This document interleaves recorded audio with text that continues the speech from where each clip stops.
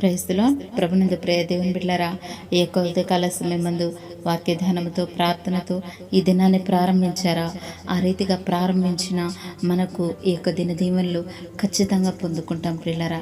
మరి మన కొరకై ఈరోజు దేవుని వాగ్దానాన్ని వీక్షిస్తున్న మీ అందరినీ దేవుడు దీవించలాగున, మీ యొక్క అవసరతలు తీర్చేలాగున నిత్యము ప్రార్థన చేస్తూ ఉన్నాం.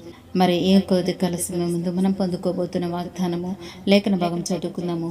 సామెతల గ్రంథము 17వ అధ్యాయము 17వ వాక్యము.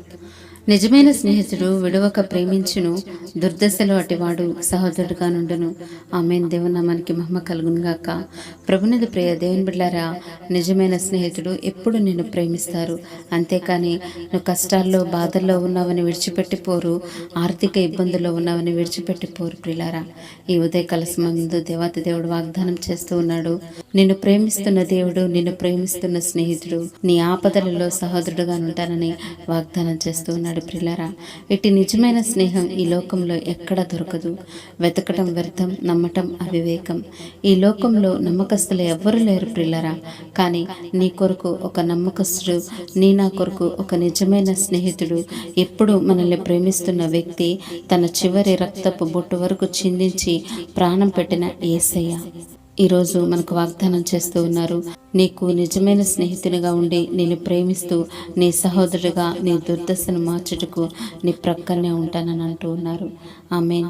చాలా మంది అనుకోవచ్చు ప్రియులారా, ఆయన చేతగాని వ్యక్తిగా మరణించారని. కానీ వారికి అర్థం కాని విషయము, ఆయన వారి కొరకు కూడా తిరిగి లేచాడని, మనల్ని రక్షించుట కొరకు ఒకే ఒక బలిగా రక్తాన్ని చిందించి మనకు పాప విమోచన కలుగజేసి స్నేహితుడిగా పిలుస్తూ ఉన్నాడని. ఎందుకు అంటే తండ్రితో మనం అన్నీ చెప్పుకోలేకపోవచ్చు ప్రియులారా, కానీ స్నేహితునితో మన బలహీనతలు, మన తప్పిదములు అన్నీ పంచుకుంటాం. ఈ లోక స్నేహితులతో నీ బలహీనతలు, నీ బాధలు పంచుకుంటే నువ్వు ఎదుటివానికి చులకనైపోతావేమో. నీ బలహీనతలే ఆ ఎదుటి వ్యక్తికి బలం కావచ్చు ప్రియులారా. కానీ నేను ప్రేమిస్తున్న యేసయ్య నీ దుర్దశను చూసి నీకు స్నేహితునిగా, సహోదరుడుగా ఉంటానని అంటూ ఉన్నారు. గనుక నీ ప్రతిదీ, నీ బలహీనత కావచ్చు, నీ అవసరత కావచ్చు, ఏదైనా సరే భయపడక నా యేసయ్యతో పంచుకో. నీ భారాన్ని తేలిక చేసి నీ స్థితిని మార్చబోతూ ఉన్నాడు. ప్రభునందు ప్రియ దేవుని బిడ్డ, నీకు ఆయన ఔన్నత్యం ఒకవేళ తెలియకపోయినా, లేదా ఆ ప్రభువును నిర్లక్ష్యం చేస్తూ ఆయన విడిచిన ఆ ప్రభు మాత్రము నిన్ను విడవలేదు. గనుకనే నేను నిజమైన స్నేహితుడను, నిన్ను విడవను, నిన్ను ప్రేమిస్తున్నాను, నీ దుర్దశను మార్చుటకు నీ ప్రక్కనే ఉన్నానని అంటున్న యేసయ్యను ఈ వాగ్దానం వింటున్న నీవు ఉన్న చోటన ఉన్న పట్టణ ఆయన చేయి పట్టుకో. నీ స్థితి మారబోతూ ఉంది. ఆమేన్. హల్లెలూయా. ఎంత అద్భుతమైన మాట ప్రియులారా. ఒకవేళ ఈ లోక స్నేహం నీకు మంచిగా ఉండి సృష్టికర్తను కాకుండా సృష్టమును నమ్ముతున్నావా? అయితే నీకు ఒక మాట జ్ఞాపకం చేయుటకు ఇష్టపడుతూ ఉన్నాను.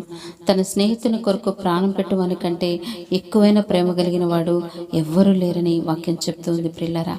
ఒకే ఒక్కరున్నారు, ఆయన యేసుక్రీస్తు ప్రభువారు. హల్లెలూయా. ఇది మొదలుకొని నా యేసయ్యని స్థితిని మార్చి నువ్వు ఆ ప్రభుని స్నేహితునిగా, సహోదరునిగా నమ్మి ఏ అక్కర కొరకు ప్రార్థిస్తున్నావో అవన్నీ యేసు నామములో తీర్చి నీ దుర్దశల్లో నుంచి నిన్ను లేవనెత్తును గాక. ఆమేన్. God bless you all.